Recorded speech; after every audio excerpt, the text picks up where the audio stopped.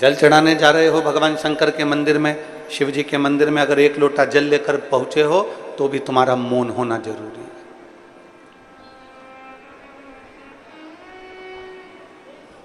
शिव के मंदिर में अगर तुम आराधना कर रहे हो तो तुम्हारा मौन होना जरूरी है। शिव भक्ति में जितनी मौनता हो सकती है उतनी धारण करो, जितनी मौनता।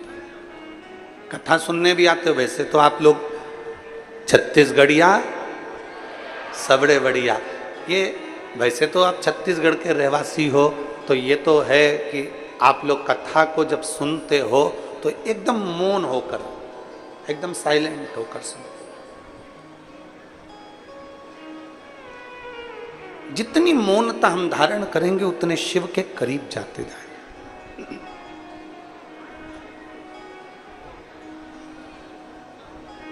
एक सुंदर प्रसंग आता है।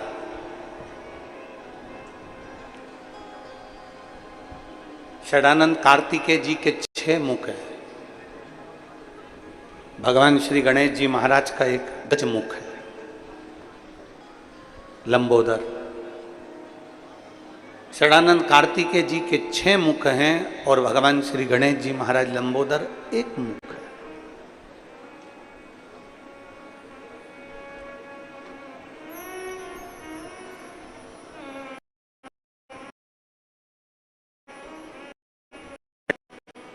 गणेश जी महाराज साधना में लीन नहीं होते,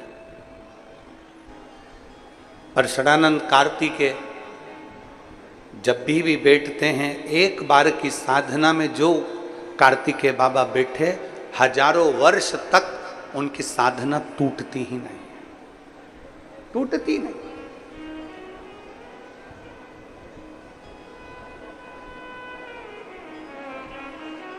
एक बार पूछा गया षडानंद कार्तिकेय जी से और गणेश जी से कि गणेश जी महाराज साधना में लीन नहीं होते और षडानंद कार्तिकेय 6 मुखधारी, 6 मुख वाले कार्तिकेय बाबा एकदम मौन साधना में डूबे रहते हैं, क्यों?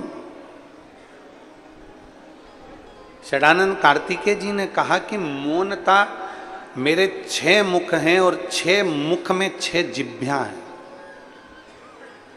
इन 6 जिह्वा से अगर मैं बोलूंगा तो वो श्रेष्ठता नहीं होगा, उसका एक लक्षण प्रबल हो जाए कि मेरी मौनता रहे, मैं चुप रहूं।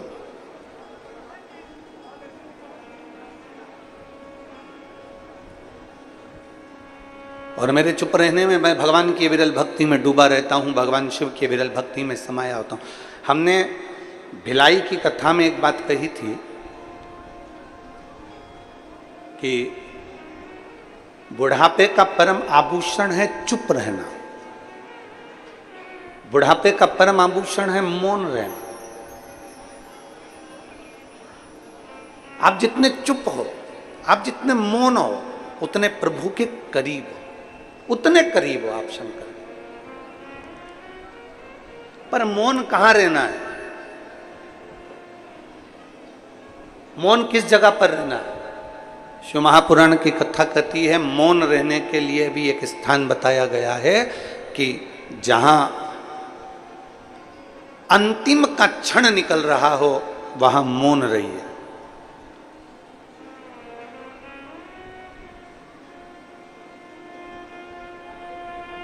वहां मौन रहिए, शांत रहिए।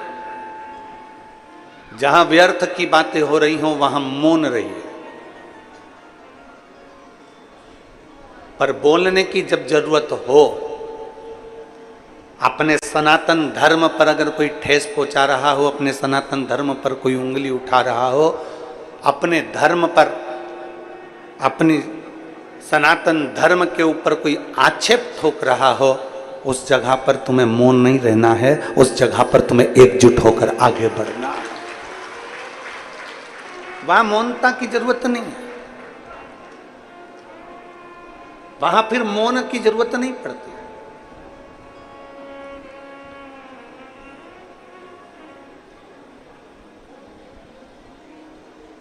शिव महापुराण की कथा कहती है, भगवान शंकर के विरल भक्ति कहती है, शिव तत्व कहता है कि मौनता में शिव की प्राप्ति है।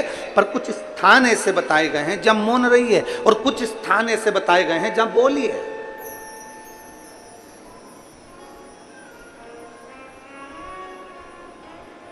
शिव पुराण तो यहां तक कहती है कि झूठ बोलने का भी स्थान बताया गया है कि झूठ कहां बोलना है। अब लोग कहेंगे गुरुजी आप हमें बता रहे हो कि पुराण में लिखा है कि झूठ बोलने का भी स्थान होता है। हाँ, झूठ बोलने के लिए भी स्थान बताया गया। किसी की गाय कसाई के यहां कटने के लिए जा रही हो और तुम्हें दिख जाए कि यह गाय कसाई के यहां कट रही है, उस जगह पर तुम झूठ बोल दो कि ये गाय मेरी है और उसको कटने से बचा लो, तो ये झूठ बोलना भी तुम्हारा साथ है। गौमाता अगर कहीं कटने के लिए जा रही है और तुम्हें दिख रहा है कि ये कसाई के यहाँ कट रही है, उस जगह पर झूठ बोल दो कि ये गाय मेरी है। तुम्हारे झूठ बोलने से अगर किसी का घर बन रहा है, किसी का जीवन सार्थक हो रहा है, तो वहां झूठ बोल सकते हो, वहां झूठ बोल सकते। हमारे यहाँ तो झूठ बोलने का भी स्थान बताया गया है कि कोई गौमाता अगर कटने के लिए कसाई के यहाँ जा रही है, वहां तुम झूठ बोल दो कि ये गाय मेरी है, इसको छोड़ा जाए, ये गाय मेरी अपनी है, इसको छोड़। पर हम झूठ कहाँ बोलते हैं जहां हमारा हित होता है। हम झूठ कहाँ बोलते हैं जहां हमारा कुछ अच्छा हम देख लेते हैं कि झूठ बोलने से यहाँ मेरा फायदा होने वाला है, हम वहां झूठ बोल रहे। पर शास्त्र कहता है मत बुरे कर्म कर बंदे वरना पछताएगा, भगवान की आंखों से तू बच नहीं पाएगा, तू बच नहीं पाएगा।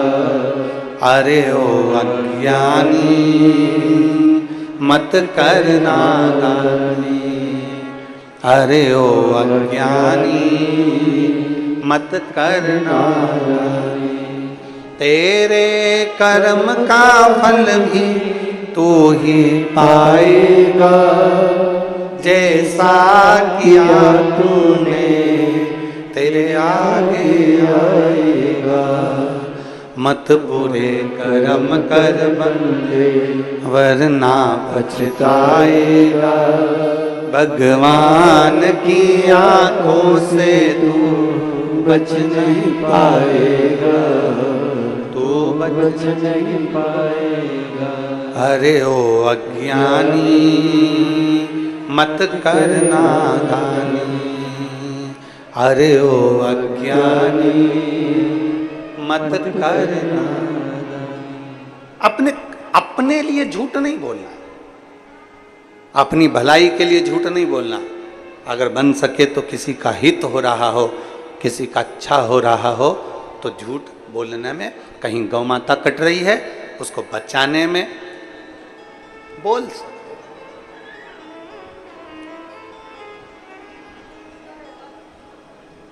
किसी का जीवन अगर सार्थक हो रहा है तो बोल सकते, पर अपना लोभ नहीं, अपना लालच नहीं, अपना सुख नहीं। शिव कथा कह रही है, शिव महापुराण की कथा कर रही है।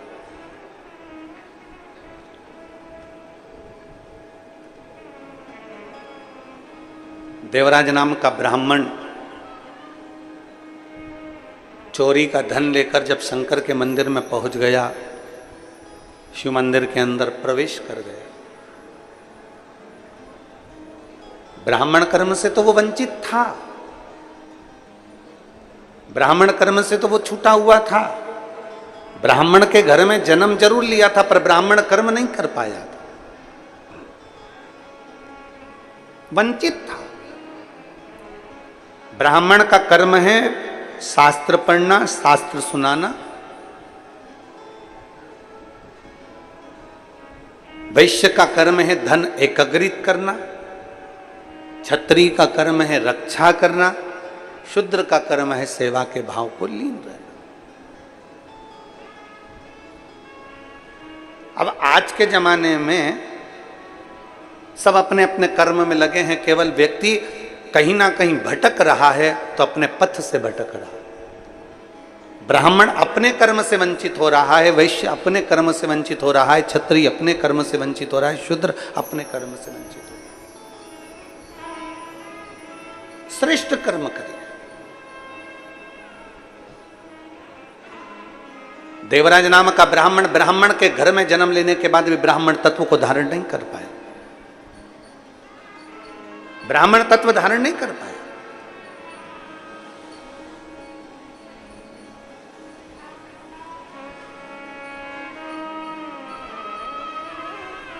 अब जब वो ब्राह्मण तत्व को धारण नहीं कर पाया तो ब्राह्मण तत्व धारण ना करने के कारण वो चोरियां करने लगा, थोड़ा सा धन एकत्रित करने लगा, और चोरी का धन लेकर शरीर में जब ताप पड़ा, शरीर में जब बुखार लगा, ठंड सी लगी, तब शिव मंदिर में गया छुपने के लिए, अपने शरीर को बचाने के लिए, तब उस शिवालय में गया।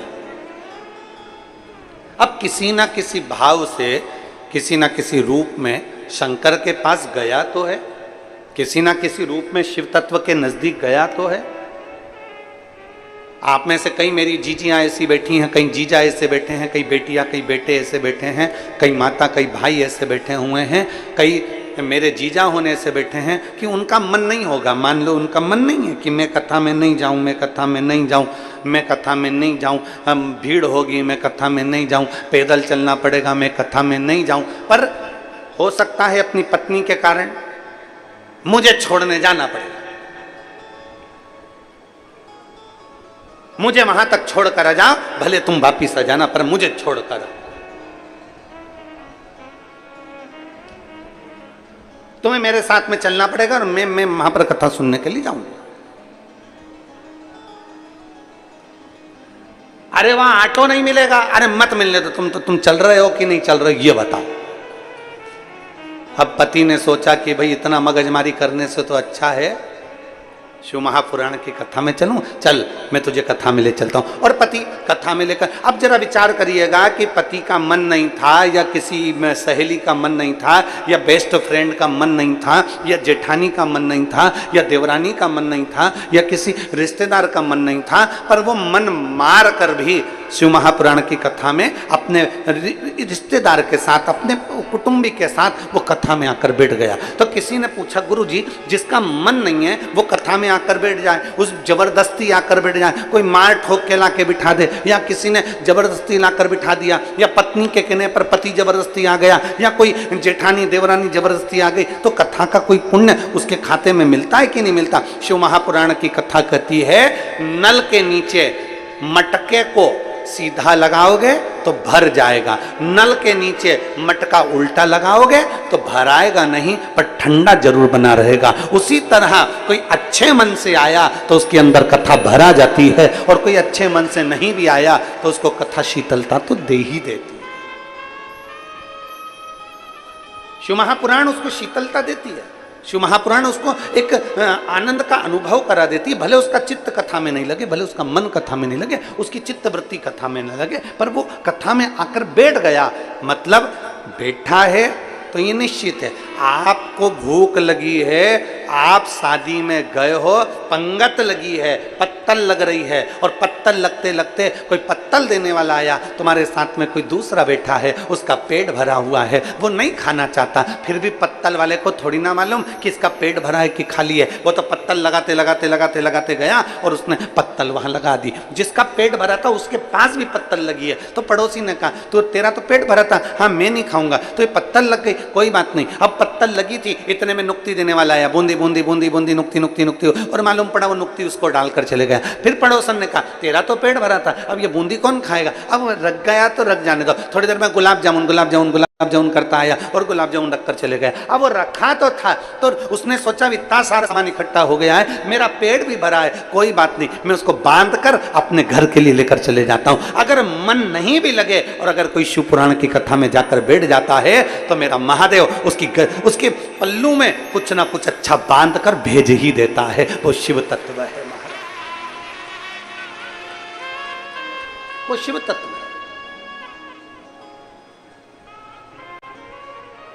और शंभु शरणे पड़ी मांगू घड़ी रे घड़ी, दुख काटो दया करीने दर्शन आपको।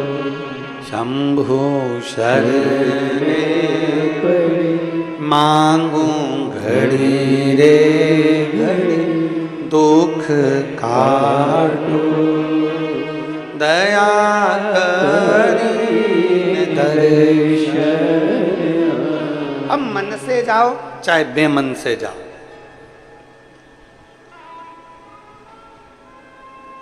जैसे जाना है शिव के पास।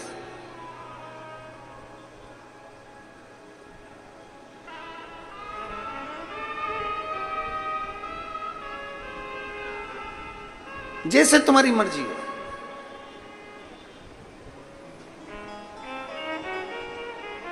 वो कहते हैं ना, नौकरी, चाकरी, तनख्वाह और वेतन। जम जम के बोलो जरा, क्या चीज है चारों? जम के बोलो जरा। नौकरी, फिर चाकरी, तनख्वाह, फिर वेतन। ये नौकरी करने वालों को सबको मालूम है, ये चार चीजें। फिर से बोलो एक बार, जम के जरा। नौकरी, चाकरी, तनख्वाह और वेतन। अब नौकरी में व्यक्ति जो कमाता था तो घर में 9 लोग भी रहते थे तो उनका वो पेट भर देता था। नौकरी का मतलब है कि 9 लोगों का पेट वो आराम से भर देता था नौकरी में। चाकरी में, जम के बोलो जरा, 4 लोगों का पेट भर देता था। तनख्वाह मतलब उतनी मिलती है जितनी तन खा सके, केवल तन खा सके उतनी तनख्वाह है।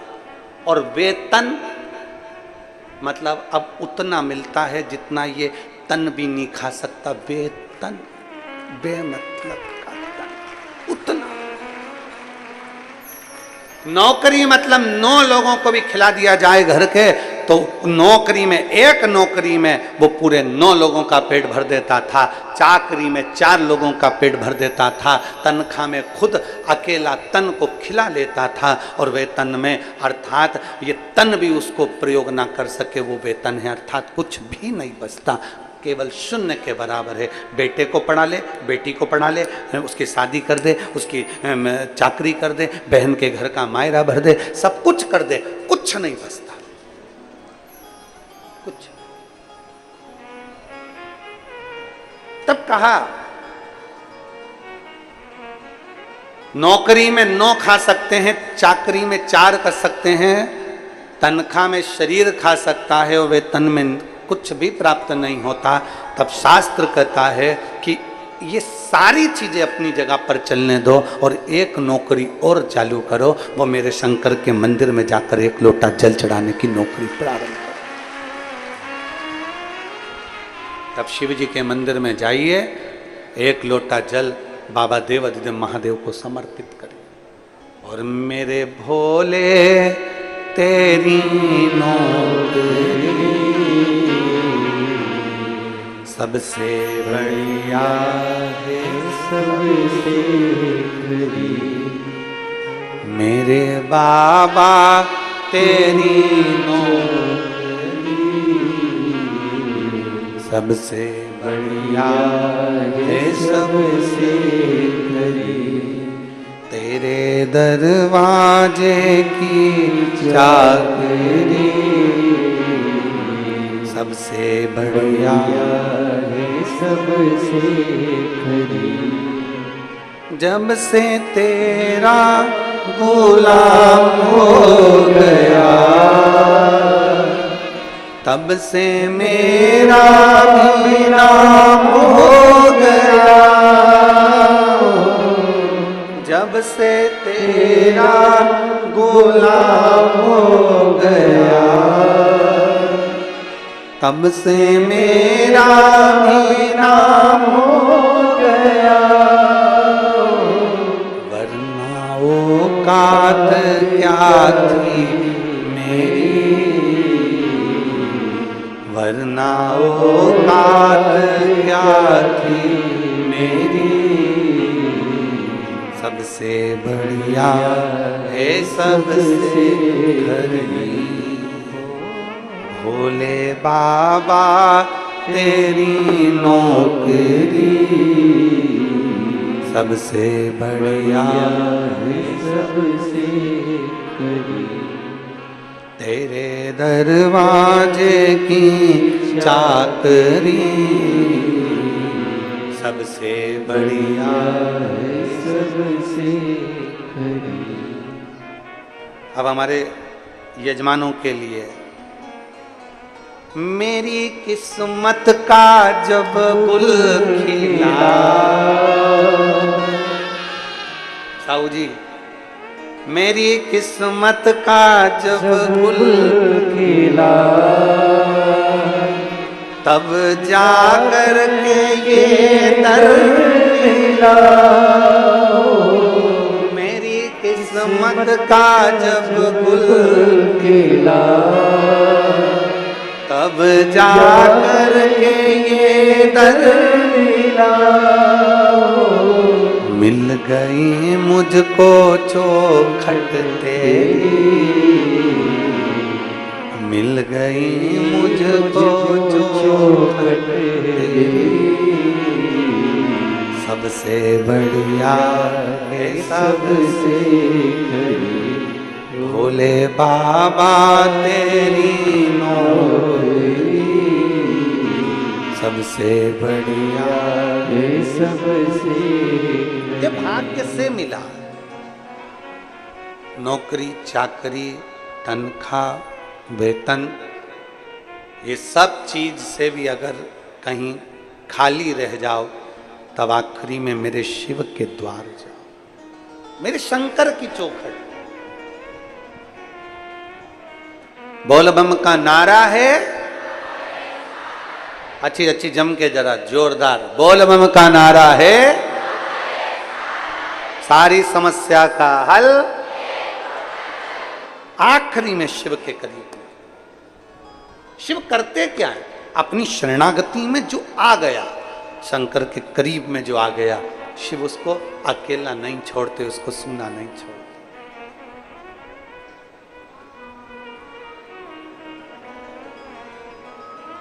पापी से पापी को भी शिव अपना बना लेते।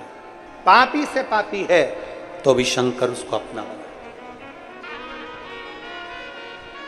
आपसे पूछें, ध्यान देना जरा, कोई बहुत चोरी करता है, बहुत चोरी करता है, मर गया, उसके घर के लोग उसको अर्थी पर बांधकर सफेद कपड़ा लपेट कर राम नाम, जम के बोलो जरा, राम नाम सत्य है, बोलते बोलते बोलते बोलते उसको कहाँ ले गए? जम के शमशान। शमशान में कौन रहता है? शिव। चोरी करने वाला है बेकार है, झूठ बोलने वाला है बेकार है, निंदा करने वाला है बेकार है, कपट करने वाला है बेकार है, बहुत गलत गलत काम करने वाला है। अगर वो मर भी जाता है तो आखिरी में उसको कहाँ ले जाया जाता है? शंकर के द्वार, शमशान में ले जाया जाता है। शमशान तक लेकर उसको जाते हैं।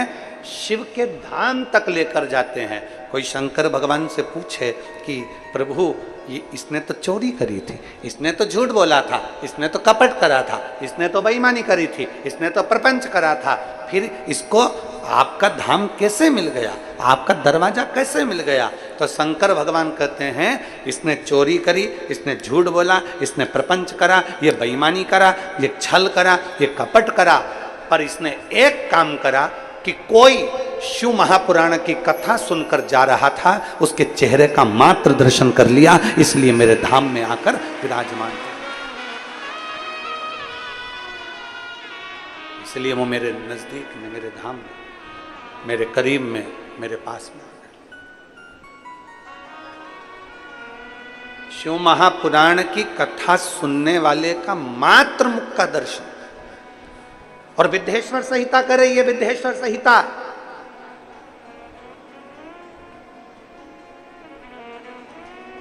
विद्येश्वर संहिता कर रही है। शिव जी के शिवलिंग पर चढ़ा हुआ जल का आचमन मात्र पी लेना, पी लेना शंकर भगवान के शिवलिंग के जल को। और जिसको विश्वास नहीं हो, गीता प्रेस गोरखपुर की शिव महापुराण की कथा लेकर आओ, हिंदी की।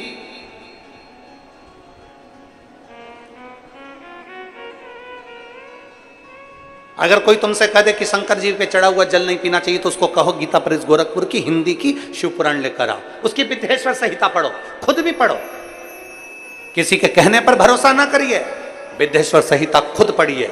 उसमें लिखा है शंकर भगवान के शिवलिंग पर चढ़ाया हुआ जल का आचमन कर लेने से, पी लेने से 3 ताप समाप्त हो जाते हैं और व्यक्ति परमात्मा की शरणागति को प्राप्त कर लेता है।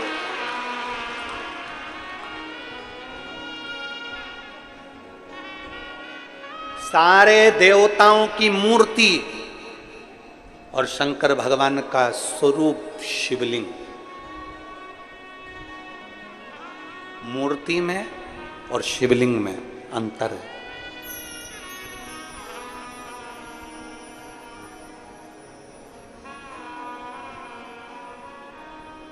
राम जी की मूर्ति होती है कि लिंग स्वरूप होता है? जम के बोलो जरा। मूर्ति। कृष्ण भगवान की मूर्ति, इंद्रदेव की, ब्रह्मा जी की मूर्ति। 33 कोटि देवताओं का क्रम उठाकर देखिए, सारे देवताओं की मूर्ति का क्रम है, शंकर भगवान के मूर्ति का क्रम नहीं, शंकर भगवान के शिवलिंग का क्रम। मूर्ति और शिवलिंग में अंतर क्या है?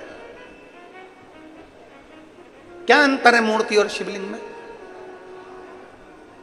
हमने अपनी व्यासपीठ से आज तक कभी नहीं कहा आपको कि आप अपने घर में भगवान शंकर की मूर्ति रखो। कभी सुना आपने कि हमने अपनी व्यासपीठ से कहा हो कि भगवान शंकर की मूर्ति घर में रखो? ना, हमने व्यासपीठ से इतना जरूर कहा कि शिवलिंग तुम्हारे घर में होना जरूरी है। मूर्ति और शिवलिंग में अंतर है। शंकर भगवान की मूर्ति नहीं, शंकर भगवान का शिवलिंग होना चाहिए। राम जी की मूर्ति हो, कृष्ण भगवान की मूर्ति हो, लड्डू गोपाल की मूर्ति हो, ठाकुर जी की मूर्ति हो, सबकी मूर्ति चल जाएगी, पर शंकर भगवान के शिवलिंग का स्वरूप। मूर्ति और शिवलिंग में अंतर क्या? सावन के महीने में पूरी आस्था चैनल पर करोड़ों भक्त इस शिव महापुराण की कथा को सुन रहे हैं, और केवल भारत में नहीं, विदेश में बैठकर भी लोग इस पवित्र कथा का लाभ ले रहे हैं, नए रायपुर से।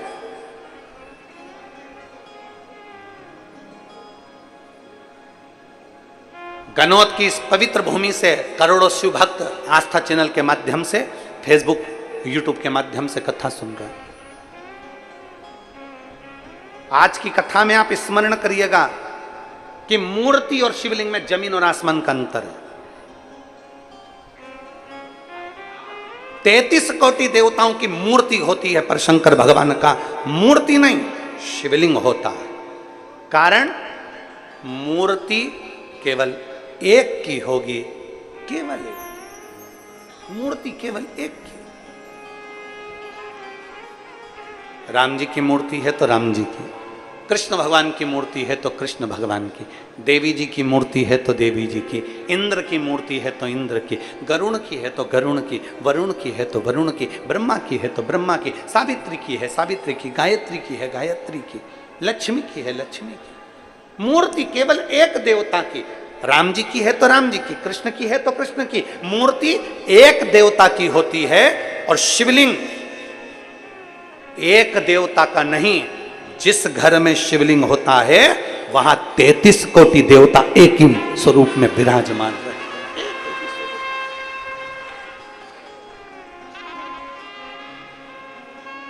मूर्ति में और शिवलिंग में अंतर है, बहुत जमीन और आसमान का अंतर है। आप लोग बहुत दूर दूर से आए हो कथा सुनने के लिए, और वहां से यहां तक आने में तुम्हारा ऑटो का भी कम से कम 100-200 रुपए 500 रुपए खर्च हुआ होगा। 100 रुपए तो खर्च हुआ ही होगा। बोलो तो सही है कि गलत है? हुआ ना? अब तुमने 50 रुपए 100 रुपए 200 रुपए खर्च कर आए हो, इसलिए बहुत ध्यान लगाकर सुनना कि हम जो कथा सुनने के लिए आए हैं, अगर हमने दिल से सुन ली, और अभी तक जो कथा होती थी वो भरे कहीं गांव के बीच में, शहर के बीच में, नगर के बीच में, यहाँ वहाँ होती थी, और आज जो कथा हो रही है वो एकांत में बैठकर हो रही है, इसलिए एकांतेश्वर कथा चौगुना फल देती है। चौगुना फल।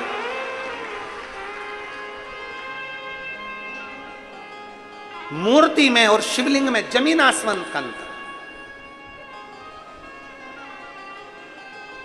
राम जी की मूर्ति का दर्शन करोगे तो वह राम जी की मूर्ति कहलाएगी। भगवान कृष्ण की मूर्ति का दर्शन करोगे तो कृष्ण भगवान की मूर्ति ही कहलाएगी। देवी जी की मूर्ति का दर्शन करोगे तो देवी की मूर्ति ही कहलाएगी। ब्रह्मा जी की मूर्ति का दर्शन करोगे तो वो ब्रह्मा जी की मूर्ति ही कहलाएगी। कार्तिक स्वामी की मूर्ति का दर्शन करोगे कार्तिक स्वामी कहलाएंगे। गणेश जी की मूर्ति का दर्शन करोगे तो वो गणेश जी महाराज कहलाएंगे। केवल एक शंकर भगवान की कोई मूर्ति नहीं, शंकर भगवान का केवल एक लिंग स्वरूप है। शंकर भगवान का एक प्रतिबिंब, एक प्रतीक शिवलिंग के रूप में है। इसलिए अंदाजा लगाकर रखना कि मूर्ति में एक देवता होते हैं और शिवलिंग के अंदर 33 कोटि देवता विराजमान होते हैं। सारे देवता, वो एक लाइन आप लोग गुनगुनाते हो, सारे देवता, सारे। एक लाइन आपके स्मरण में रहती है, सारे तीरथ धाम आपके चरणों में, हे भोलेनाथ प्रणाम आपके चरणों में। फिर से एक बार सब बोलिए, सारे तीरथ धाम आपके चरणों में, हे भोलेनाथ प्रणाम आपके चरणों में। सब कुछ है। सारे तीर्थ शिव में बसे हुए हैं, सारे तीर्थ, सारे।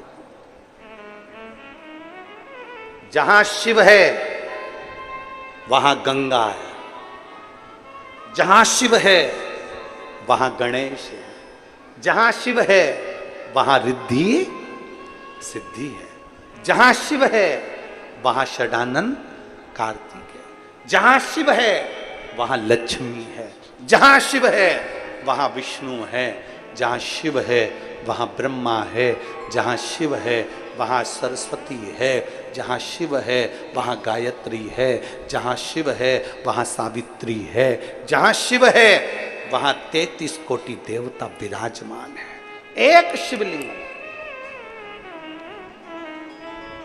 मूर्ति में केवल एक देव होगा पर शिवलिंग में 33 कोटि देव। सारे तीर्थ धाम आपके चरणों में, हे भोलेनाथ प्रणाम आपके चरणों में, हे भोलेनाथ प्रणाम आपके चरणों में। सब कुछ आप में समाया, सब कुछ।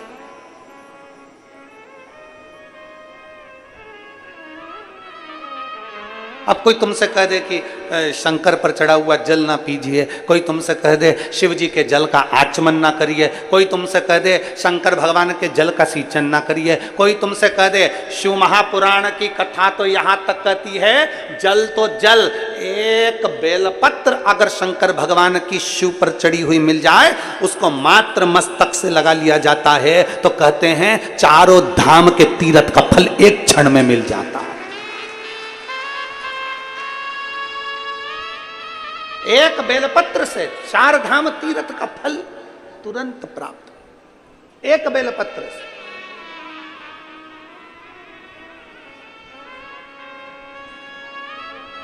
एक पत्र है,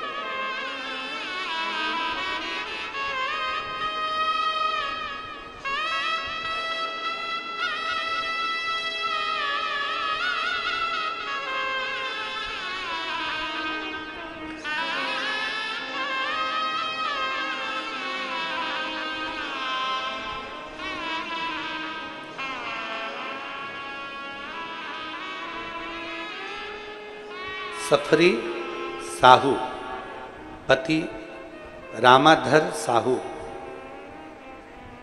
बेटा रवि साहू, बहू वंदना साहू। मठ पुरेना, सही बोला है? ठीक है।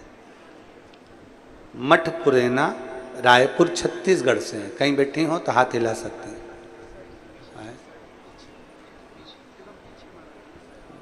बच्चे आए हैं, दोनों आए हैं। इसको उधर लगाना था, टीवी पर लगाना। अच्छा मैं सर ले आओ, दोनों बच्चों को ले आओ।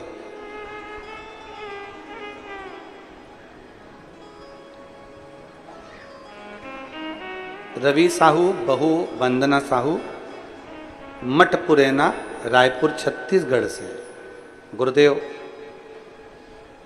मेरी बहू के गर्भ नहीं ठहर रहा था, गर्भ ठहरता खराब हो जाता, ऐसा कई बार हुआ, पर गर्भ नहीं ठहरा। हम कभी शिव पुराण नहीं सुनते थे क्योंकि हम थोड़ा विश्वास कम ही करते थे, पर किसी के कहने पर हमने शिव महापुराण की कथा श्रवण करना प्रारंभ करा और कथा सुनने पर सफेद आंकड़े की जड़ का प्रयोग आपने बताया, वो हमने अपनी बहू से करवाया। अब विश्वास तो था नहीं, फिर भी हमने बहू से कहा कि तुम एक बार वो प्रयोग तो करो, और बहू ने सफेद आंकड़े की जड़ का प्रयोग किया। और बाबा का मैं क्या गुणगान करूं गुरुदेव। पशुपतिनाथ का व्रत, सफेद आंकड़े की जड़ का प्रयोग जब किया तो बाबा की कृपा से मेरी बहू के 2 जुड़वा संतान का प्राप्ति हुई। मैं बाबा को यहां धन्यवाद देने के लिए आया। शिव तत्व की प्राप्ति, जब एक विश्वास, जब एक भरोसा दृढ़ हो जाए, दृढ़,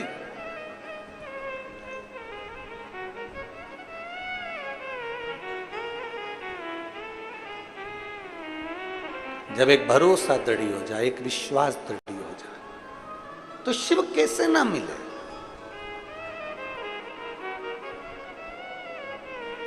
शंकर भगवान पर चढ़ी हुई भस्म, शिव जी पे चढ़ी हुई भस्म की भी कीमत करोड़ों में हो जाती है, करोड़ों में।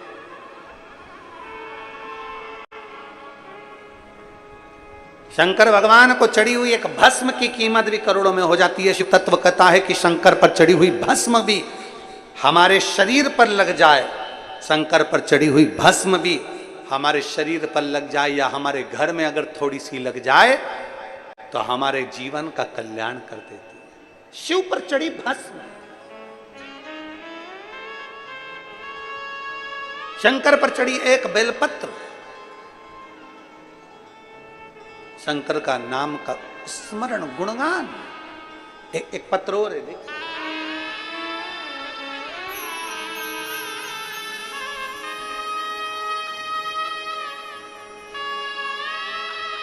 मैं उमा त्रिपाठी, स्थान काशीराम नगर।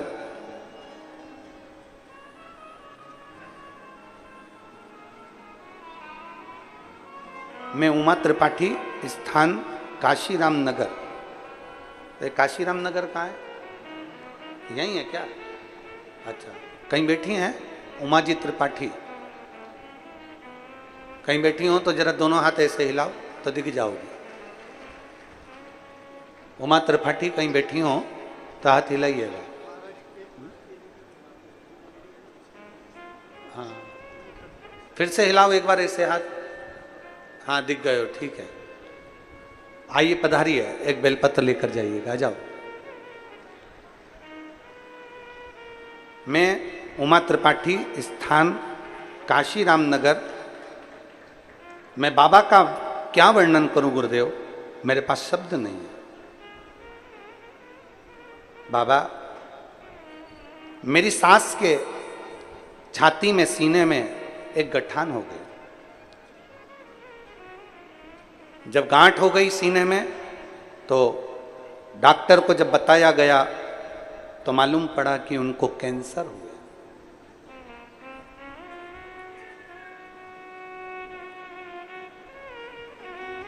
अब कैंसर की गठान मेरी सास के सीने में, छाती पर हो गई। डॉक्टर ने कहा कि इनको ऑपरेशन कैसे किया जाए, अवस्था के अनुसार कैसे करूं तो करूं क्या। जब सीने में गांठ हो गई और जांच में बताया कि कैंसर हो गया, अब करें क्या। तब दवाई लेकर डॉक्टर से बात कर हम आ गए और देवादिदेव महादेव को एक लोटा जल चढ़ाते और अपनी सास को लाकर दे देते। बाबा की कृपा ऐसी हुई गुरुदेव, मैं क्या गुणगान करूं।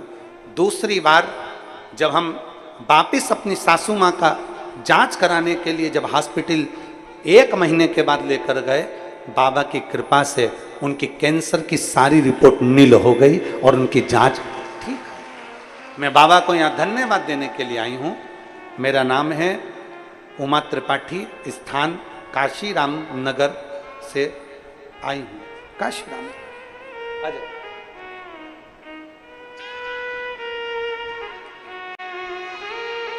शिव तत्व की प्राप्ति। रवि साहू जी और बहु वंदना।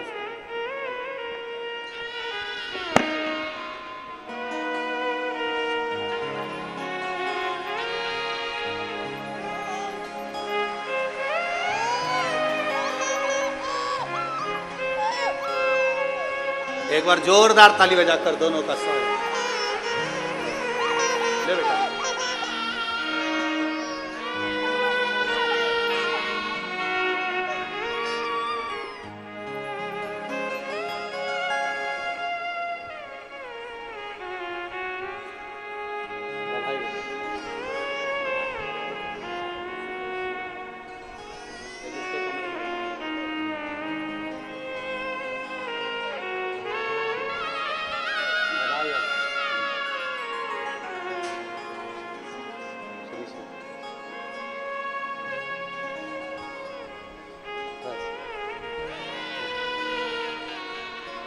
और शंभो शरणे पड़ी, मांगूं घड़ी रे घड़ी, दुख काटो दया करीन दर्शन आपो, दया करीन दर्शन शंभो शरण मांगू घड़ी रे घड़ी, दुख काटो दया करीन दर्शन आपो, शरण पड़ी मांगू घड़ी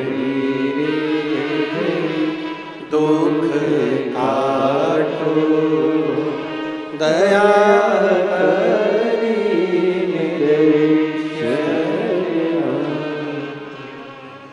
प्रतिमा और शिवलिंग दोनों में अंतर। प्रतिमा और शिवलिंग दोनों में अंतर। दोनों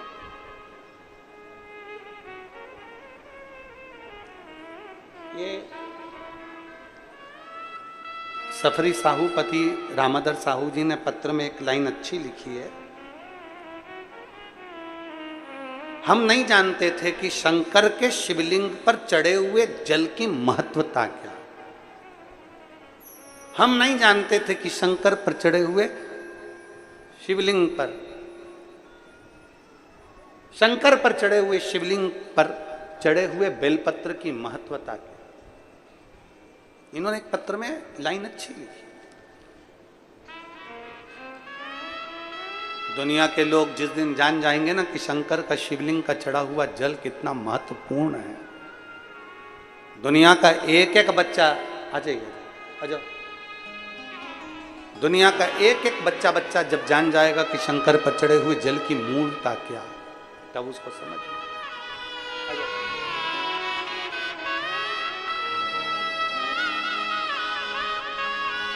त्रिपाठी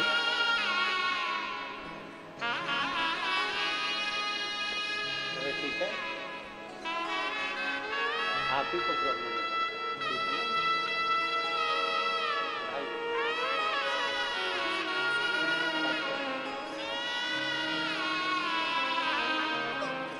ये कई वर्षों के बाद हुआ है। एक बार जोरदार ताली बजाएं, कुबेरेश्वर बाबा की कृपा।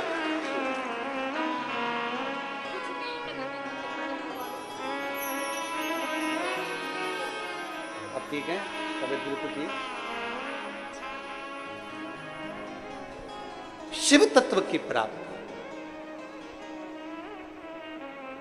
जिस दिन एक शंकर भगवान पर चढ़े हुए जल की महत्वता को दुनिया के लोग जान जाएंगे तो समझ में आ जाएगा कि शिव पर चढ़ा हुआ केवल जल नहीं होता, शंकर पर चढ़ा हुआ तो गंगा जल होता है, और जिस जल को पीने से सारे पाप ताप समाप्त हो जाते, सब कुछ।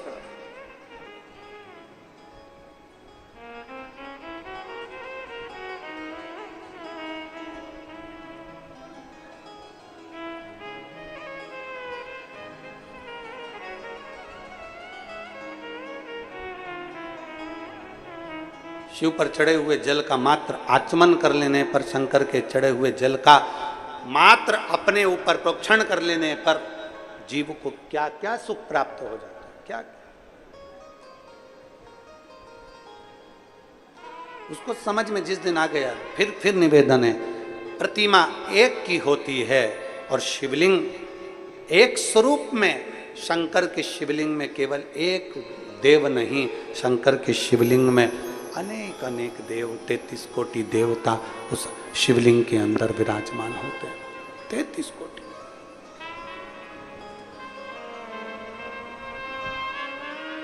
आप लोगों में से कितने लोग हैं जो शंकर जी के मंदिर में रोज जल चढ़ाने जाते हैं? हाथ उठाओ जरा।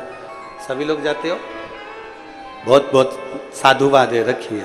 हर हर महादेव। जाना चाहिए अपने पिता के दरवाजे पर, अपने बाबुल के दरवाजे पर, अपने भगवान देवादिदेव महादेव के दरवाजे पर रोज जाओ, प्रतिदिन जाओ। अपने दिल की बात कहने के लिए, अपने मन की बात कहने के लिए शंकर की चौखट पर जरूर जाए, प्रतिदिन जाए और हृदय से विनती करें। कौन जिसको शंकर स्वीकार नहीं करता? कौन है?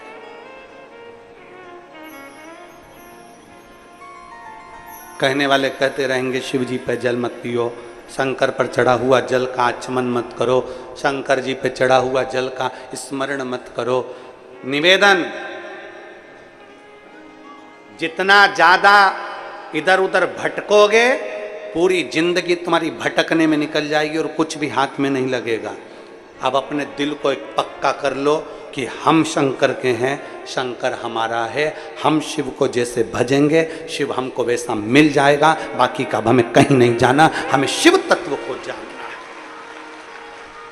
जितना भटकोगे उतना उतना लोग भटकोगे, जितना। और कितनी किस्मत लेकर आए हो जी। अरे गनौद वालों को तो कितनी किस्मत, जरा भाग्य की सराहना करिए तुम्हारे। एक तो सावन का सोमवार और 72 वर्ष में पड़ने वाला ऐसा सावन, सोमवार का दिन शिव महापुराण की कथा और बचा कुचा था तो सोमवार की अष्टमी भी आज ही है। यह शिव कृपा है, ये भगवान देवादिदेव महादेव की कितनी कितनी करुणा, कितनी कितनी उदारता, जरा विचार करिए। कितनी कृपा, कितनी उदारता, कितनी करुणा। अब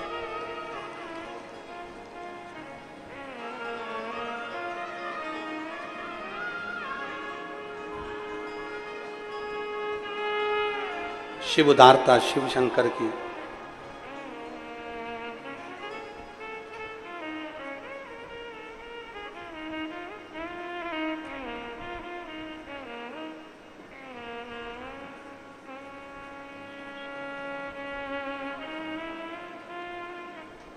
भगवान ओघड़दानी की जब उदारता हो तो क्यों ना कुछ प्राप्त हो। वो कहते हैं ना,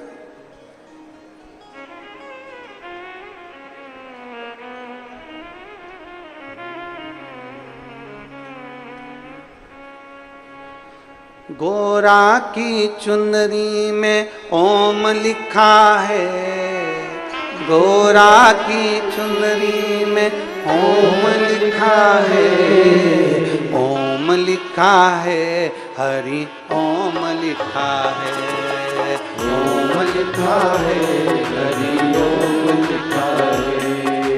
गोरा की चुंदरी में ओम लिखा है, गोरा की चुनरी में ओम लिखा है, ओ गोरा की चुंदरी में ओम लिखा है, गोरा की चुनरी में ओम लिखा है, ओम लिखा है, हरि ओम लिखा है, ओम लिखा है, हरि ओम लिखा है, बाबा ओम लिखा है, हरि ओम लिखा है, ओम लिखा है, हरि ओम लिखा है। अरे गोरा की चुंदरी में ओम लिखा है, गोरा की चुनरी में ओम लिखा है, ओ गोरा की चुंदरी में ओम लिखा है, गोरा की चुनरी में ओम लिखा है, हाँ ओम लिखा है, हरि ओम लिखा है, बाबा ओम लिखा है, हरि ओम लिखा है, अरे ओम लिखा है, हरि ओम लिखा है, ओम लिखा है, हरि ओम लिखा है।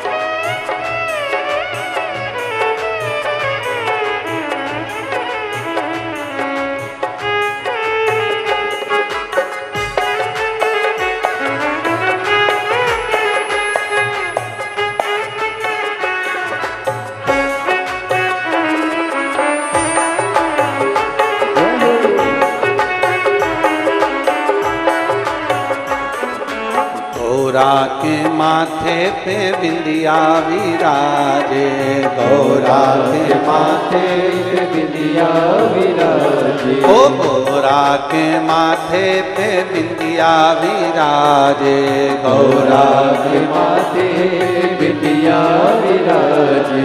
बिंदिया की चमक में ओम लिखा है, बिंदिया की चमक में ओम लिखा है, ओ बिंदिया की चमक में ओम लिखा है, बिंदिया की चमक में ओम लिखा है, ओम लिखा है, हरि ओम लिखा है, ओम लिखा है, हरि ओम लिखा है, बाबा ओम लिखा है, हरि ओम लिखा है, ओम लिखा है, हरि ओम लिखा है। अरे गौरा की चुंदरी में ओम लिखा है, ओ गौरा की चुंदरी में ओम लिखा है, ओम लिखा है, हरि ओम लिखा है, ओम लिखा है, हरि ओम लिखा है।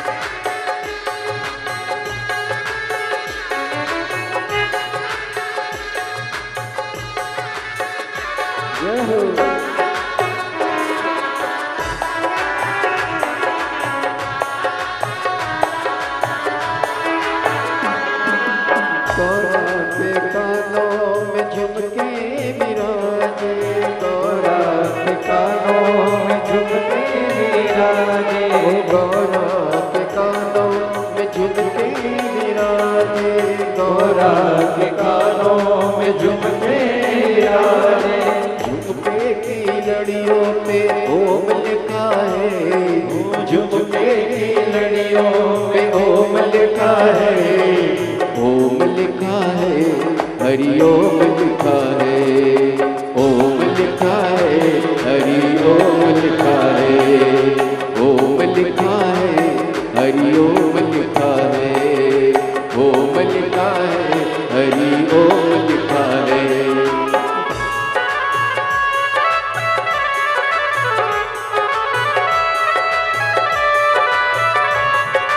शंभो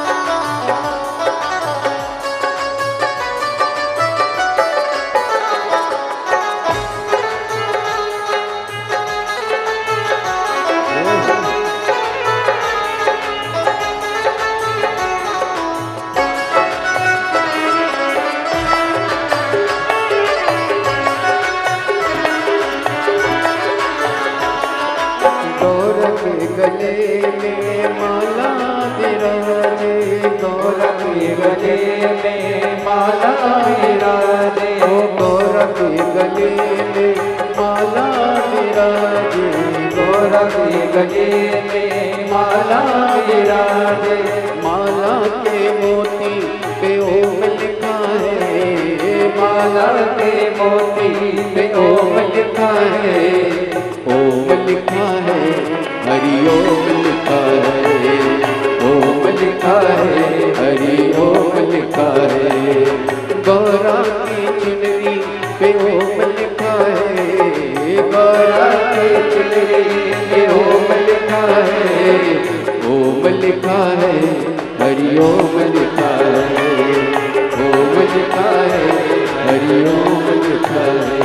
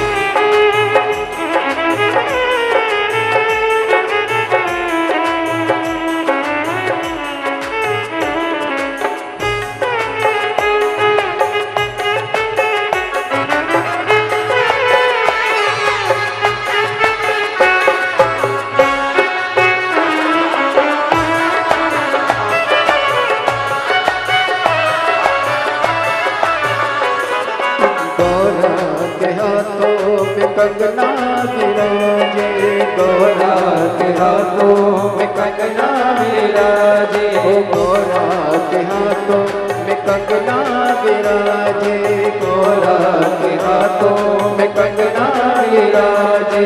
कंगना की खन खन पे ओम लिखा है, कंगना की खन खन पे ओम लिखा है, ओम लिखा है, हरि ओम लिखा है, ओम लिखा है, हरि ओम लिखा है।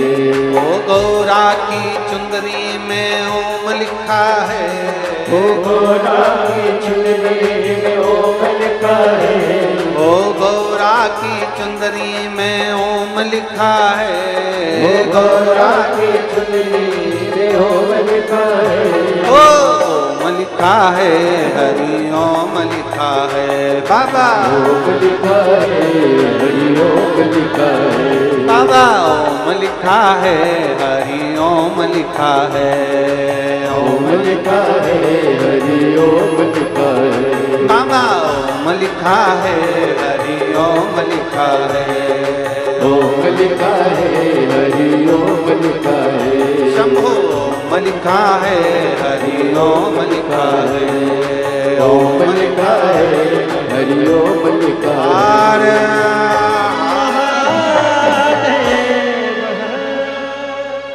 अपने स्थान पर बैठकर भगवान शिव से अपने मन की बात बड़े भाव के साथ, आज सोमवारी श्रावण का महीना और सोमवार की पावन अष्टमी तिथि, भाव के साथ देवाधिदेव महादेव से अपने मन की बात दिल से बाबा से प्रार्थना करिए, बाबा से निवेदन करिए, बाबा से विनय करिए।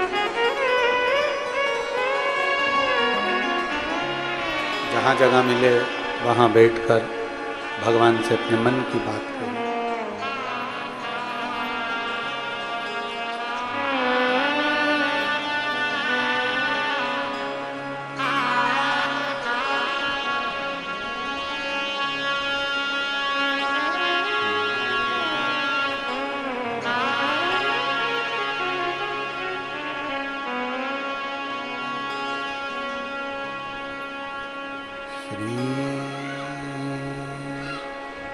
शिवाय नमस्तुभ्यं श्री शिवाय नमस्तुभ्यं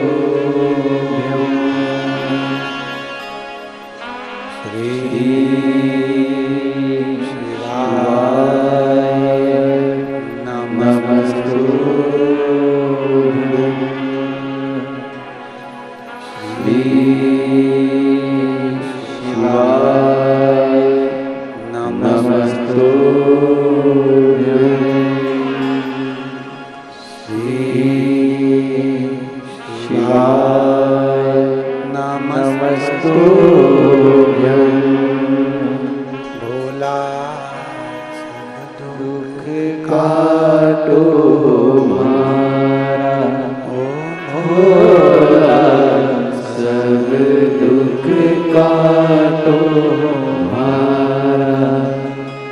शिव शंकर जपो तेरी माला, भोले बाबा जपो तेरी माला, भोला सब दुख काटो हमारा, ओ भोला सब दुख काटो हमारा। वेश है मंगल मंगलकारी,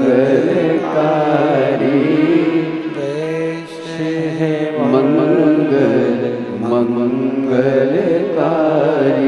शमशान वासी हमारा,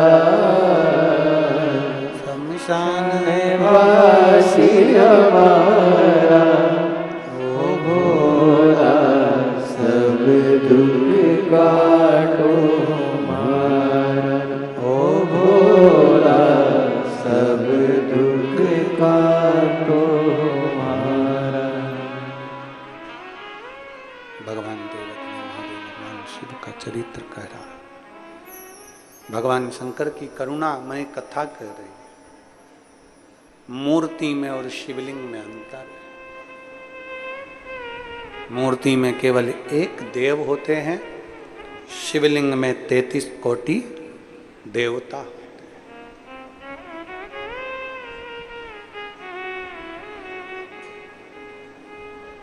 एक शिवलिंग पर चढ़ा हुआ जल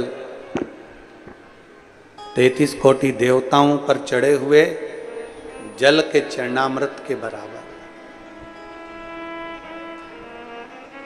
यदि हम शंकर भगवान के शिवलिंग पर चढ़े हुए जल का आचमन कर रहे हैं, पी रहे हैं, तो समझें कि वो सबको नमन कर लिया, सबको। दुश्मन भी है तो शंकर उसको स्वीकार करते हैं, दोस्त भी है तो शिव उसको स्वीकार करते हैं। कैसा सा कैसा पापी से पापी जीव भी है तो शिव उसको स्वीकार करते हैं, शिव उसको स्वीकार करते हैं।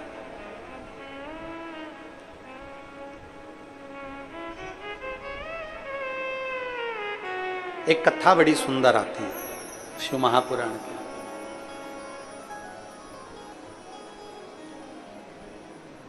शास्त्र कहता है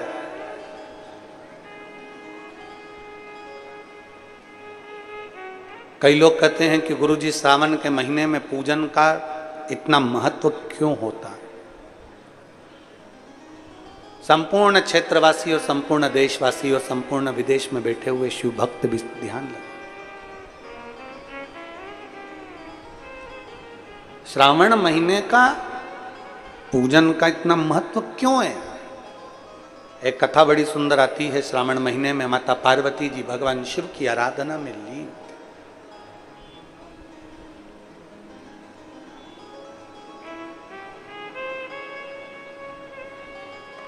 स्वामी की पूजन के लिए पार्वती पूजन की थाली स्वयं लगाती है।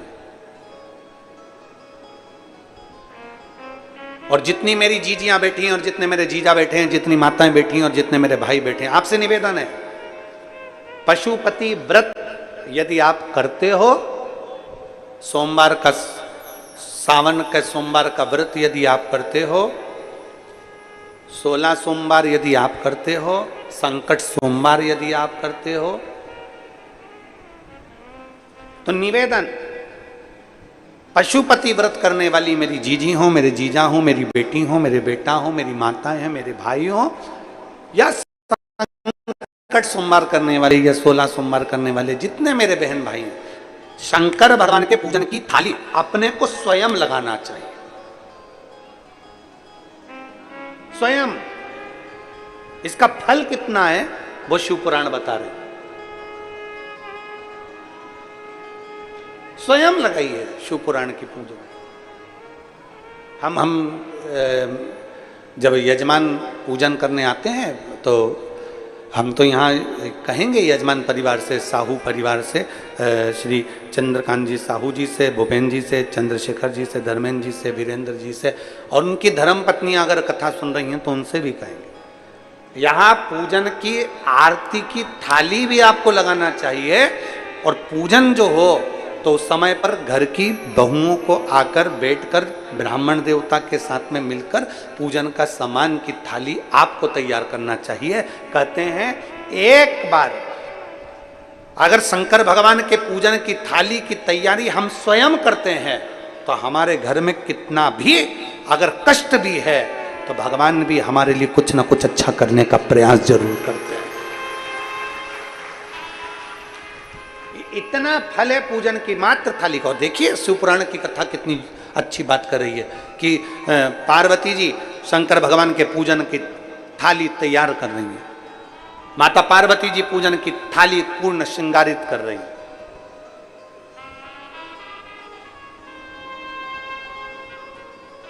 और ये रुचि से, बिना रुचि के कुछ नहीं हो सकता। आप लोग कथा सुनने आए हो तो रुचि से आए हो कि मुझे कथा में जाना है। कोई बेरुचि से यहाँ कथा में नहीं पहुंचा। बेरुचि वाले होते तो आते ही नहीं, इतनी दूर कौन चल के जाए, कौन जाए करते रहते। पर जिसकी रुचि है, जिसने जान लिया कि 72 साल बाद ऐसा सावन आया है और 5 दिन की मात्र शिव पुराण की कथा मिल रही है, 5 दिन से ज्यादा है भी नहीं, तो मुझे जाना है, चाहे कुछ भी हो जाए मुझे वहां पहुंचना। ये रुचि से गया, रुचि से आया।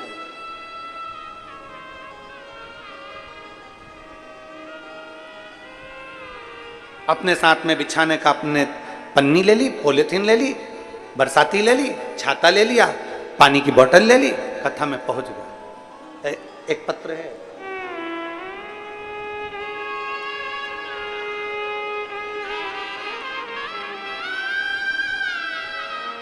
डॉक्टर मोहन हरदेल, पिता स्वर्गीय मिलाप सिंह, माता प्रेमाबाई जिनकी उम्र 94 वर्ष। डॉक्टर मोहन हरदेल कहीं बैठे हैं क्या? आप ही हैं? श्री शिवाय नमस्तुभ्यं। आइए एक बेलपत्र लेकर जाइए। मैं डॉक्टर मोहन हरदेल गुरुदेव भरवाड़ा धमतरी से आया हूं। धमतरी से आए हैं। मैं डॉक्टर मोहन हरदेल। गुरुदेव, आप हमेशा कहते हैं कि माता पिता की सेवा मूल होती है और माता पिता की सेवा करना चाहिए। हम भी बाबा देवादिदेव महादेव की कृपा से अपनी माता की और संपूर्ण वृद्धजन की सेवा में लगे रहते।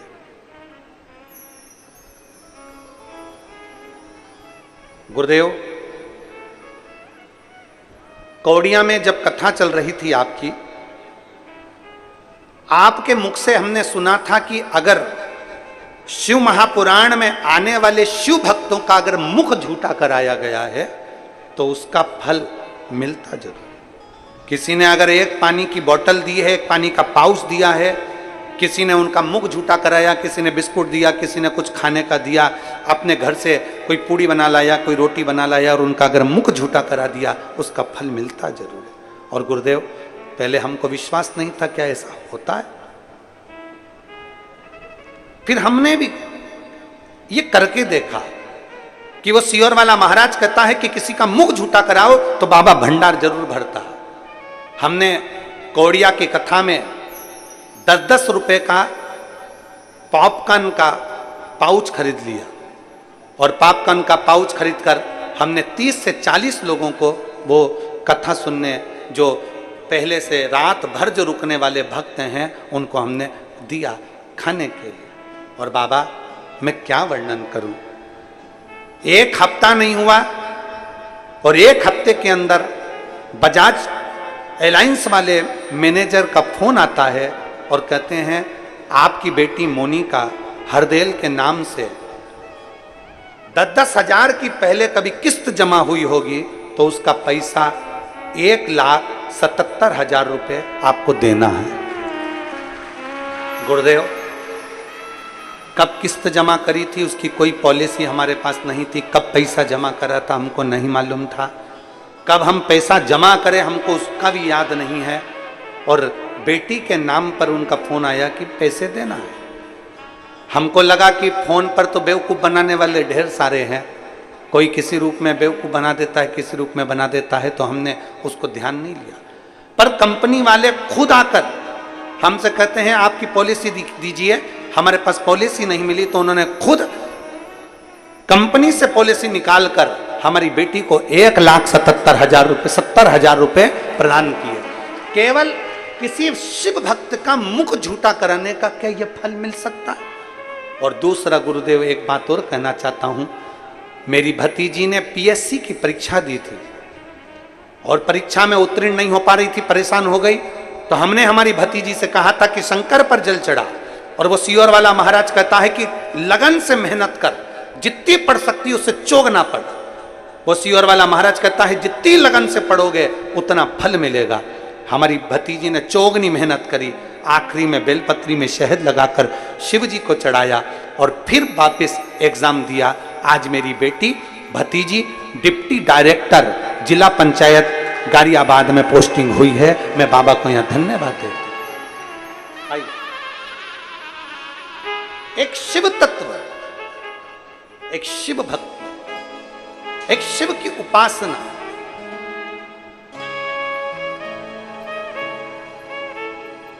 ठीक है।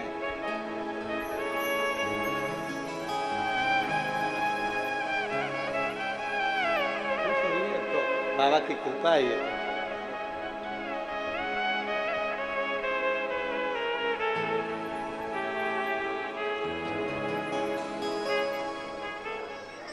एक शिव के उपासना करने वाले, के शंकर की कथा श्रवण करने वाले, हम फिर कहेंगे ये तो गनौद वालों का भाग्य जागृत हुआ है। गनौद वालों का भाग्य जागृत हुआ।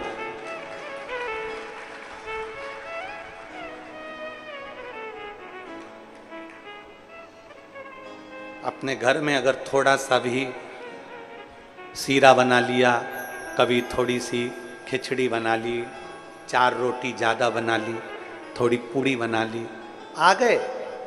जब समय मिला, कोई देखा कि कोई शिव भक्त रात्रि भर बैठा हुआ है, शंकर की भक्ति में डूबा हुआ है, उसमें 2 रोटी में सब्जी डालकर उसको प्रेम से कभी देकर तो देखना कि उसका फल कितना मिलता है, उसका फल कितना मिलता है। किसी प्यासे को पानी पिलाकर देखो शिव भक्त को कि उसका फल कितना होता है। करो से।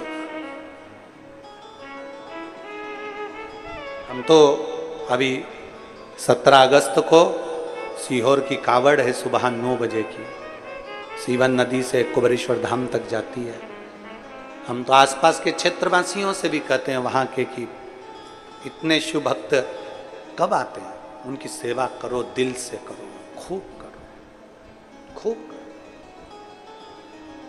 और खाली ना जाता कोई दर से तुम्हारे, खाली ना जाता कोई दर से तुम्हारे, मैं भी खड़ी हूँ नंदी बाहें पसारे, अपने हृदय से लगा लो, लगा लो, गिरा जा रहा हो, उठा लो, उठा लो, भोले अपने दर से अब तो न टालो, गिरी जा रही हो, उठा लो, उठा लो। सेवा करो, जितनी सेवा करोगे उतना फल प्राप्त होगा। जितनी सेवा, गौ माता को खिलाया हुआ, बहन बेटी को खिलाया हुआ, संत ब्राह्मण जन साधु जन को खिलाया हुआ, किसी भूखे को खिलाया हुआ और किसी शिव भक्त को खिलाया हुआ कभी घटता नहीं है, 4 गुना बढ़कर मिलता जरूर मिलता। स्वयं स्वयं स्वयं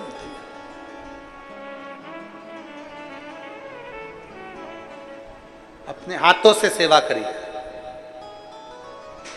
अपने हाथों से पूजन की थाली को साफ करिए, अपने हाथों से।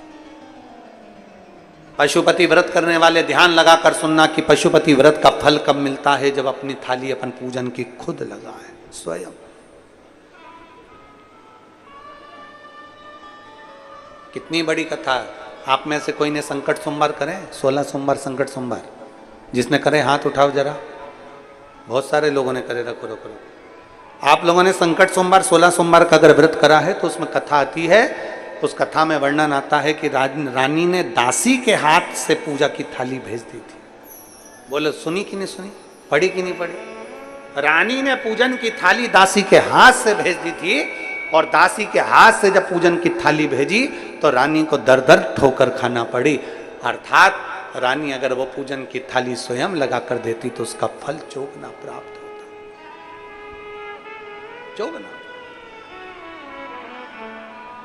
केवल मंदिर में सफाई करना, मंदिर में साफ करना, मंदिर में पूजन करना, मंदिर की देखरेख करना या शिवालय की ओर एक अग्रण्यता रखना सुख मिलता है, सुख मिलता है।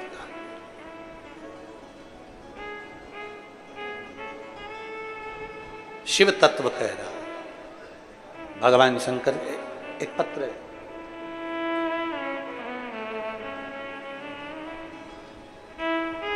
मेरा नाम अनीता साहू, पति का नाम नंद कुमार साहू, मेरा मोबाइल नंबर ये है।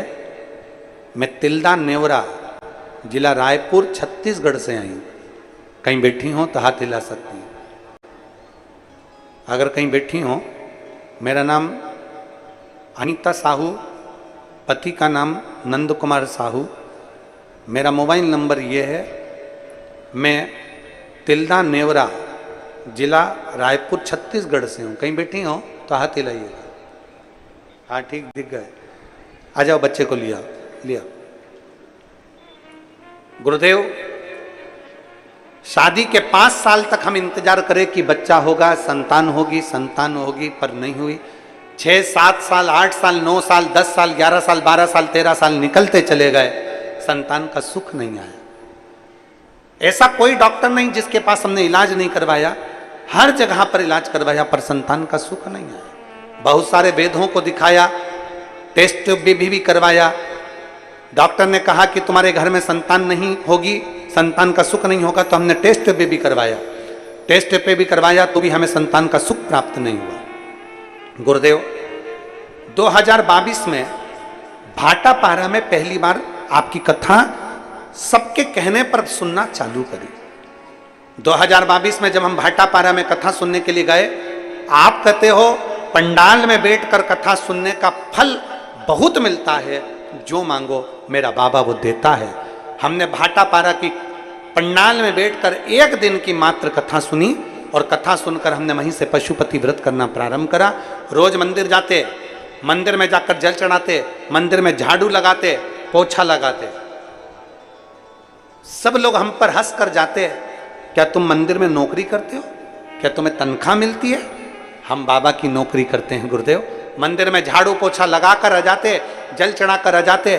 सारे डॉक्टरों की जांच रिपोर्ट के अनुसार मैं कभी मां नहीं बन सकती थी, पर हमने जब भाटापारा की कथा सुनी और शिव मंदिर की सेवा करी तो बाबा की कृपा से मेरा गर्भ ठहरा, और 16 अगस्त 2023 को मुझे संतान की प्राप्ति हुई, पुत्र रत्न प्राप्त हुआ। गुरुदेव, डॉक्टर भी आश्चर्य में है कि तुम्हें कभी औलाद नहीं हो सकती थी, तो औलाद कैसे हो गई? ये शिव की कृपा है जो 16 अगस्त 2023 को मेरे घर में पुत्र रत्न की प्राप्ति हुई।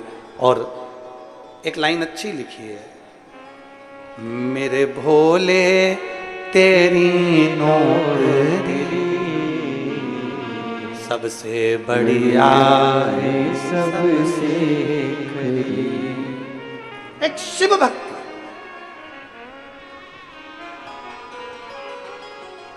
मूर्ति में केवल एक देवता होते हैं, शिवलिंग में 33 कोटि देवता होते हैं। शिवलिंग पर चढ़ा जल शिवलिंग पर चढ़ी बेलपत्र, शिवलिंग के चढ़े हुए जल का मात्र अगर हमारे ऊपर एक जल की बूंद भी हमारे मस्तक पर चढ़ जाए, हमारे घर पर छिट जाए, हमारी दुकान पर पड़ जाए, तो हमारा जीवन सार्थक हो जाता है। मात्र एक। बोल बम का नारा है, जम के जरा बोल बम का नारा है। एक बूंद जल में भी वो फल हमें प्राप्त हो जाए।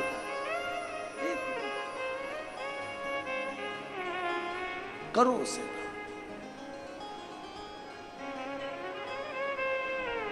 करो। पार्वती जी ने पूजा की थाली लगाई।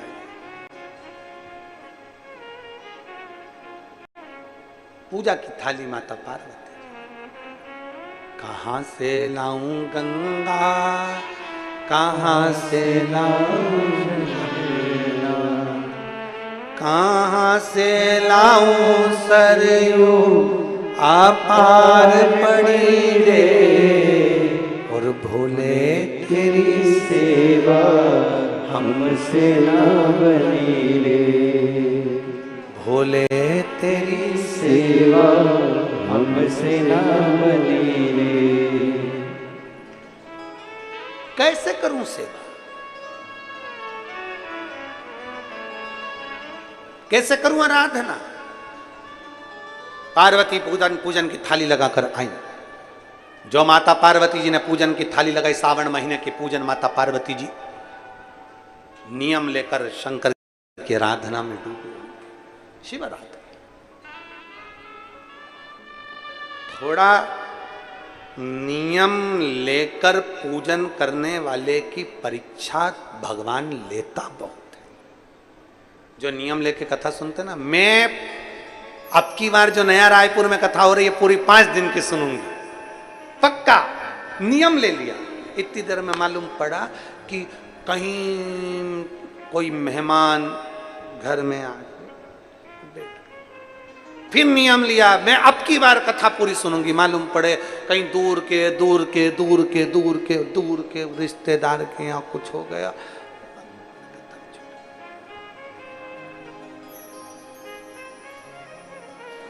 फिर निवेदन है, जब कथा में पहुंच जाऊं ना, कथा में जब पहुंच जाओ, पहुंचने के बाद पहले से अपने मोबाइल पे मत डालो कि मैं नया रायपुर कथा सुनने जा रही, बाय बाय। पहले से अपने स्टेटस मत लगाओ कि मैं कथा सुनने जा रही।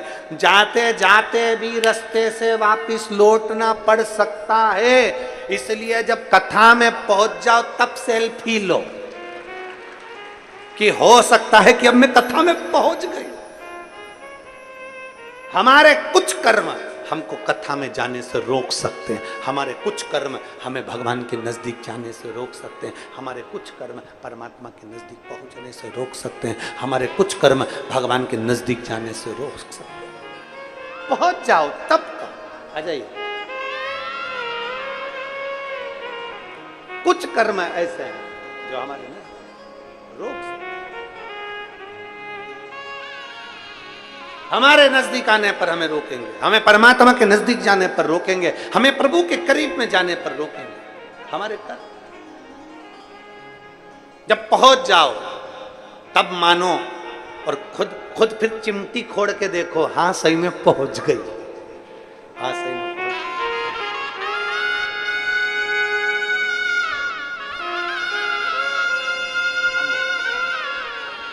गई। एक बार जोरदार ताली बजाओ। 13 वर्ष के बाद डॉक्टरों की रिपोर्ट के अनुसार संतान का सुख नहीं, पर शिव कृपा संभव।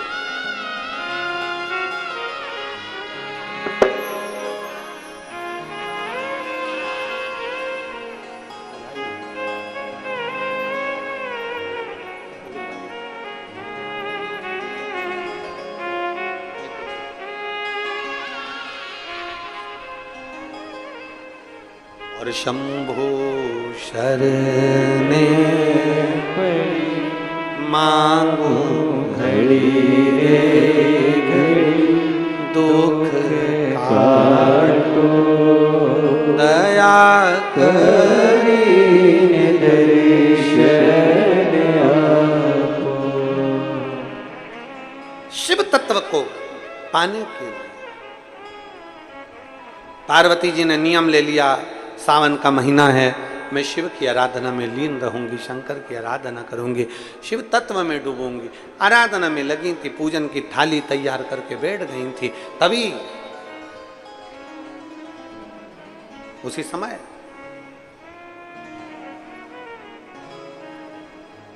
जालंधर ने पार्वती को पूजन करते समय देख लिया। जालंधर असुर है, राक्षस प्रवृत्ति का है, और जालंधर ने देखा कि पार्वती जी पूजन कर रही हैं। पहले कथा में कहा है, क्रीम की चमक कुछ दिन की होती है और अच्छे कर्म की चमक मरते दम तक रहती है। क्रीम की चमक थोड़े दिन की है, अच्छे कर्म की चमक मरते दम तक है, आखिरी तक रहेगी चमक तुम्हारे चेहरे पर, अगर कर्म अच्छा करा है।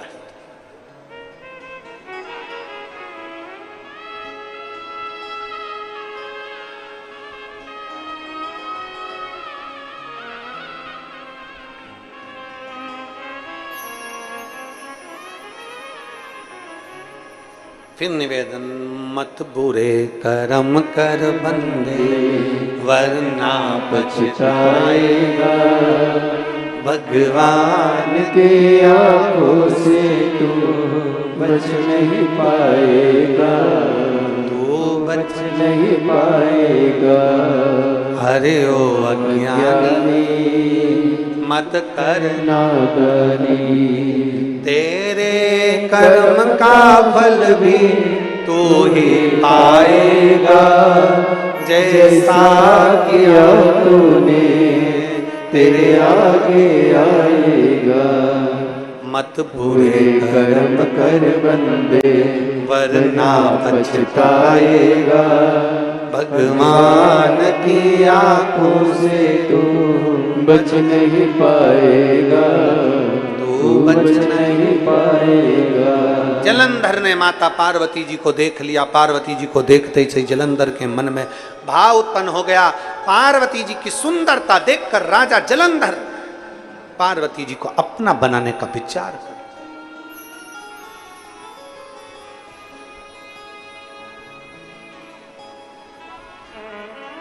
देवऋषि नारद आए और देवऋषि नारद जी ने आकर जालंधर को समझाया, रे राजा जालंधर, तेरी धर्म पत्नी वृंदा इतनी सुंदर है, तेरी धर्म पत्नी वृंदा इतनी सतीत्ववान है, पतिव्रता धर्म का पालन करने वाली है, पति को परमेश्वर मानने वाली है, वो वृंदा तुझे परमात्मा की तरह पूजती है रे जालंधर, और तू शंकर भगवान की अर्धांगिनी माता पार्वती जी को तू गलत दृष्टि से देख रहा है, तेरी बुद्धि मारी गई है, तेरी चित्तवृत्ति ठीक नहीं है।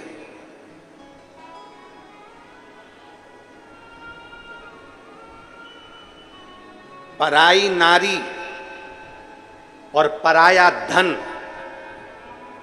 आज नहीं तो कल व्यक्ति को बर्बाद कर कर मानता है।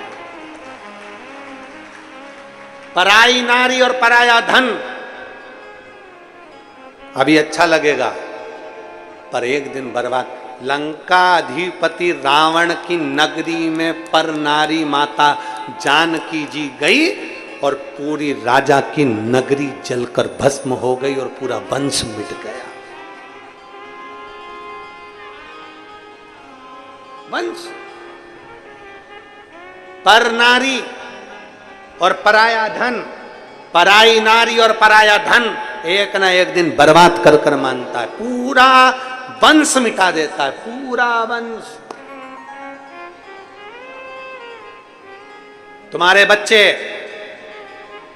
तुम इतने बड़े ऑफिसर हो, तुम्हारे इतने बड़े पद है, तुम्हारी इतनी बड़ी प्रतिष्ठा है, तुम्हारे नीचे 10 लोग सलूट ठोकते हैं, तुम्हें 50 लोग सलामी ठोकते हैं, तुम्हें 50 लोग आदर सत्कार करते हैं, और तुम्हारी औलाद, तुम्हारे बेटा बेटी तुम्हारी आवाज से ऊंचा बोल रहे हैं, समझ लेना कि कोई धन तुम्हारे घर में गलत आ गया, जिसका भाग आज मुझे भोगना पड़ रहा है और मरते दम तक भोगना पड़ेगा।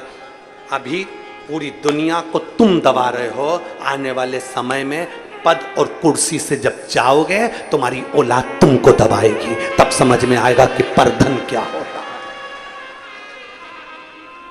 पर स्त्री और परधन आज नहीं तो कल रुलाता जरूर है, और साधारण नहीं रुलाता, बहुत लंबा टाइम रुलाता, बहुत लंबा समय। सोचिए, विचारिए, पर स्त्री का संग नहीं होना।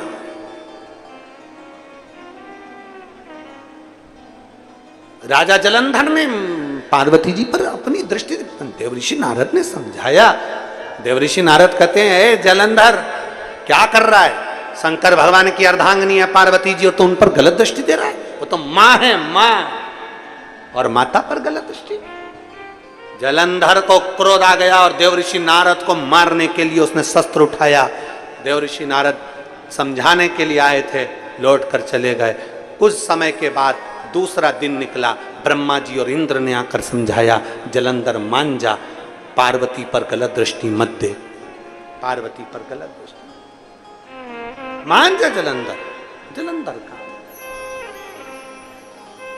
विनाश काले विपरीत बुद्धि का।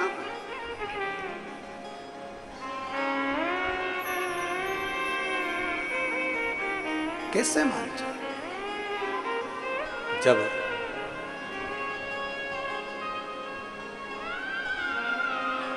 अच्छे मार्ग की ओर तुम बढ़ रहे हो तो समझ लेना कि कहीं प्रभु की कृपा हुई है। गलत मार्ग की ओर आप जा रहे हो तो समझ लेना कि भगवान ने अब हमारा साथ छोड़ दिया, छोड़ दिया।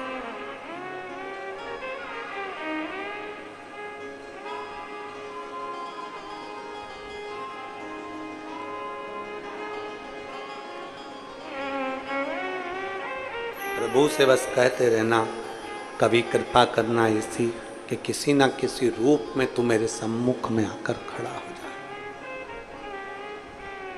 किसी ना किसी रूप। अंत समय प्रभु आना पड़ेगा, वचन दिया तो निभाना पड़ेगा।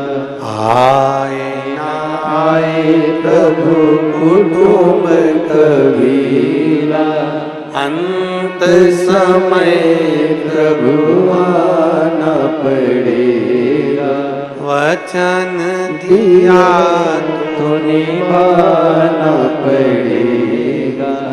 अंत समय प्रभु आना पड़ेगा। भगवान से प्रार्थना करना, किसी ना किसी रूप में तेरा दीदार, किसी ना किसी रूप में तेरा स्वरूप का दर्शन, किसी ना किसी रूप में तेरा एक सुंदर भाव का दर्शन आपको और हमको प्राप्त हो।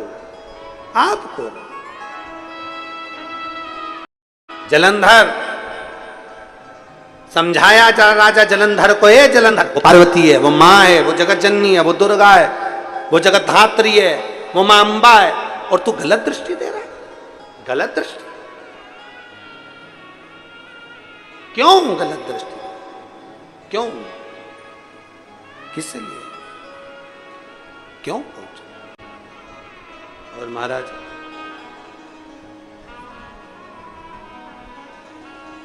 समझाया, कभी शिव बन के महाकाल बन के चले आना, भोले जी चले आना। कभी शिव बन के महाकाल बन के चले आना, भोले जी चले आना। कभी शिव बन के महाकाल बन के चले आना, भोले जी चले आना। कभी शिव बन के महाकाल बन के चले आना, भोले जी चले आना। महाकाल रूप में आ